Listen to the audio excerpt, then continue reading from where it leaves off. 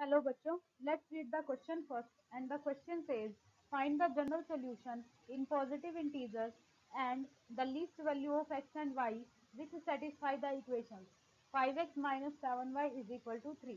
तो सबसे पहले इसका की कॉन्सेप्ट लिखते हैं। की कॉन्सेप्ट हमारे पास क्या होगा, आपको इसमें जो सोल्यूशन फाइंड आउट करना है वो पॉजिटिव इंटीजर्स की फॉर्म में फाइंड करना है। तो x and y should be positive integer, तो ये आपके पॉजिटिव इंटीजर होने चाहिए। और पॉजिटिव इंटीजर हमारे पास कौन से होते हैं, जो पॉजिटिव इंटीजर होते हैं वो हमारे पास होते हैं 1 2 3 4 5 अप टू सोन। अब हम इसके सॉल्यूशन पे चलते हैं। तो सॉल्यूशन हमारे पास क्या होगा, आपके पास इक्वेशन है 5x minus 7y is equal to 3। हम इस पूरी इक्वेशन को लेफ्ट हैंड साइड और right hand side both side को डिवाइड करवाएंगे 5 से। तो आपके पास बनेगा x minus 7/5 is equal to 3/5। तो ये बन जाएगा x minus Y plus 2/5y। यहाँ ये आपका y है, राइट। तो ये आपने ब्रेक कर लिया, इज इक्वल टू 3/5 हो जाएगा। बन जाएगा x minus y minus 2y/5 minus 3/5 is equal to 0। तो x minus y minus 2y plus 3/5 is equal to 0। अब हम इसे पॉजिटिव इंटीजर्स के लिए सॉल्व कर रहे हैं, तो वी आर सॉल्विंग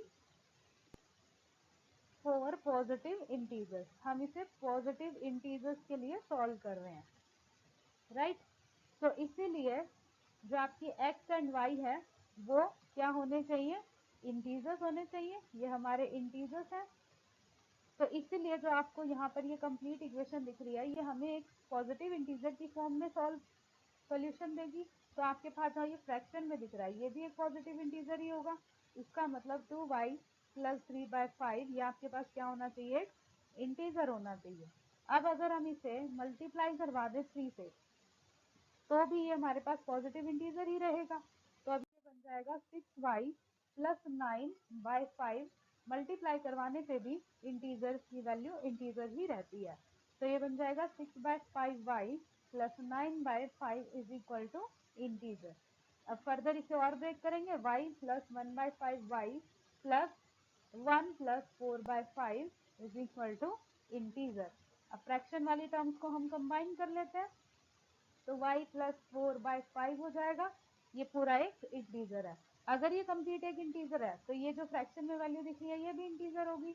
तो देयरफॉर y प्लस 4/5 ये भी एक इंटीजर होगा। तो इस इंटीजर को हम t मान लेते हैं। तो हमारे पास y की वैल्यू कितनी आ जाएगी, 5t माइनस 4। अब हम इसे क्वेश्चन में पुट करवाते हैं ताकि हमें x मिल जाए। ये हमारे पास क्वेश्चन है, इसमें y की वैल्यू डलवा लेते हैं। तो 7 times 5t minus 4 is equal to 3। तो 5x minus 35p plus 28 is equal to 3। तो 5x is equal to 35p minus 25। तो 5x की वैल्यू कितनी आ जाएगी, 5 से कैंसिल होके 7p माइनस 5। ये आपको x मिल गया और इसी तरह ये आपको y मिल गया। x और y आपके पास आ चुके हैं। अब अगर आप p की वैल्यू को लेस देन 1 लेते हो तो उस केस में y आपका नेगेटिव बन रहा है, क्योंकि आप 1 से छोटा लोगे तो ये आपकी नेगेटिव बन जाएगी 5p की वैल्यू, और नेगेटिव नेगेटिव नेगेटिव ही आंसर देगा।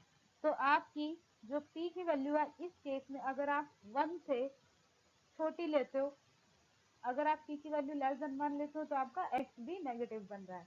इसका मतलब p की वैल्यू आप 1 से छोटी नहीं ले सकते, राइट। तो आप मिनिमम वैल्यू क्या ले सकते हो p की, क्योंकि आपको इसमें मिनिमम वैल्यू फाइंड करनी है। तो p की जो मिनिमम वैल्यू होगी, यहाँ पर आप लिखोगे hence minimum value of p, hence minimum value of p की क्या हो सकती है, ओनली 1 हो सकती है। क्योंकि आपको वैसे तो 1 2 3 4 कुछ भी हो सकती है, लेकिन आपको क्या लेनी है, मिनिमम वैल्यू लेनी है।